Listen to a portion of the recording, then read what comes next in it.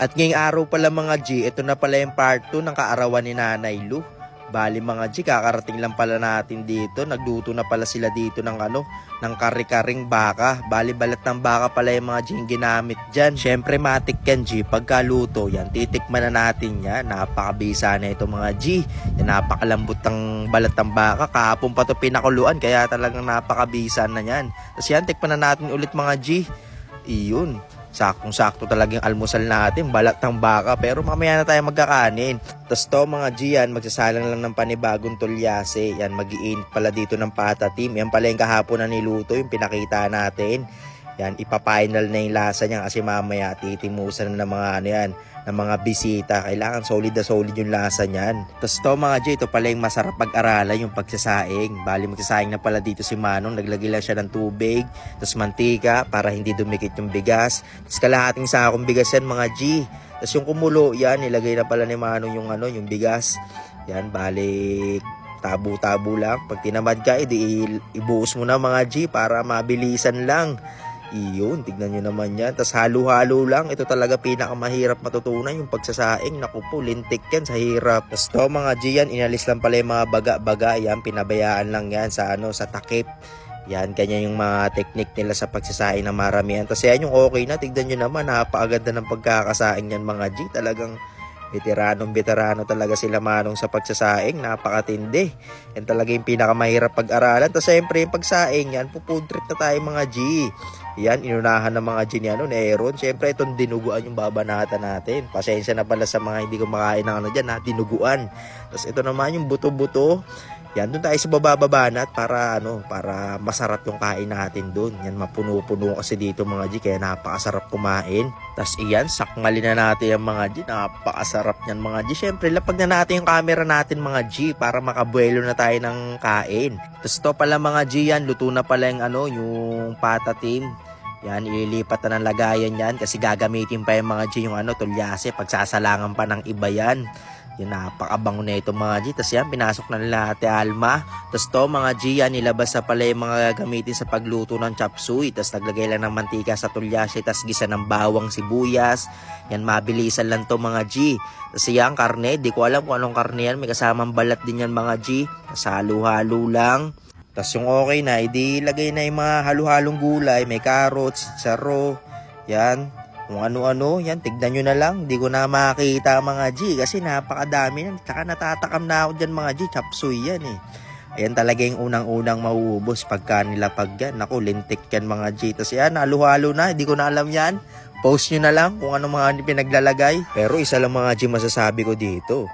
Loaded na loaded talaga yung chop suey dito mga G. Tsaka pag nilapag mo yan sa naku, ubos agad yan mga G. Una-unahan yan, lalo na yung may mga high blood. Siyempre, na yung mababanatan nila dyan mga G. Hindi, joke lang ha. Tapos yan na, inahalo-halo na. Siyempre, yan, lagay lang ng celery. Yan, kinchay. Bahala kayo kung anong trip nyo doon. Yan, napakabango nyan mga G. Talagang napakasarap nyan. Tapos yan, may may huling pa nilagay dyan, crab and corn. Yan daw yung magpapasarap talaga sa chop suey.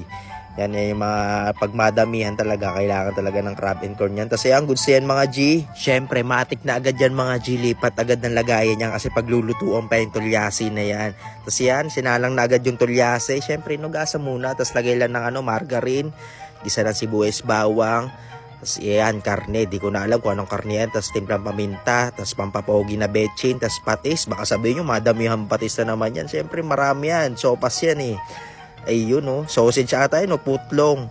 Yan, tignan nyo na lang kung ano yan. Tapos yan, maraming carrots, tapos repolyo. Talagang hindi pa nakukomplete yung mga pinaglalagay. Tatakam na ako dito sa sopas. Siyempre, napakahilig ko sa sopas mga G. Yan yung pampahulas yan mga G. Pagka wasak na wasak alam mo no? Tapos yan, nilagay na yung matatapon pa mga G. Yung macaroni. Yan, di ko alam kung gaano karaming nilagay na macaroni dyan. Basta marami yan kasi tignan nyo naman, laki ng tulyase na yan mga G. Tapos yan, ebap. Yan, syempre sopas, may ebap yan mga G. Pero bahala kayo kung anong trip nyo. Gusto nyo, lagyan nyo pa ng condense para malakas yung amats nyo. Tapos yan, napakatindi na yan.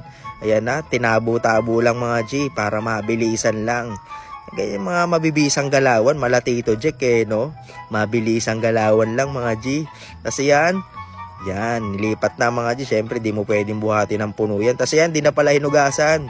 Yan, magrekta ng luto ng papaitan dito.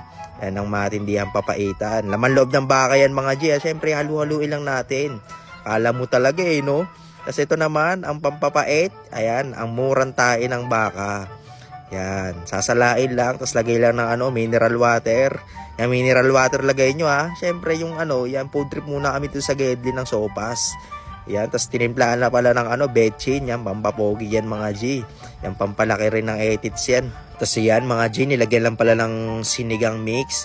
Yan, di ko alam kung ilan nilagay dyan. Basta, kontrolin lang yung asin, yung pait. Yan, yung anghang. Yan, matindihan papaitan yan. Tapos yan inubusa pala yung murang tae dito kasi nakulangan pa Kailangan talab na talab talaga yung naglalabanan. Tapos ito, may abdo rin pala kami dito. Yan, nilagay lang. Yan, syempre titikman natin yan. Ito yung paborito natin mga G. Ayan, mukhang okay na to. Yan, tignan nyo naman, napakabisya. Syempre yung luto na. Yan, kakain tayo dito sa main event. Yan, kuha lang tayo ng yan. Di natin nabidyoan yung sizzling tokwa. Kasi yan, minudo. Kuha lang tayo mga G. Yan, dito na tayo sa lamesa mga G. Bali, inontean ko lang pala yung kuha ko ng pagkain kasi sawang-sawa na tayo kanina pa tayo tikim ng tikim Gusto mga G, marami-rami na rin palang bisita dito.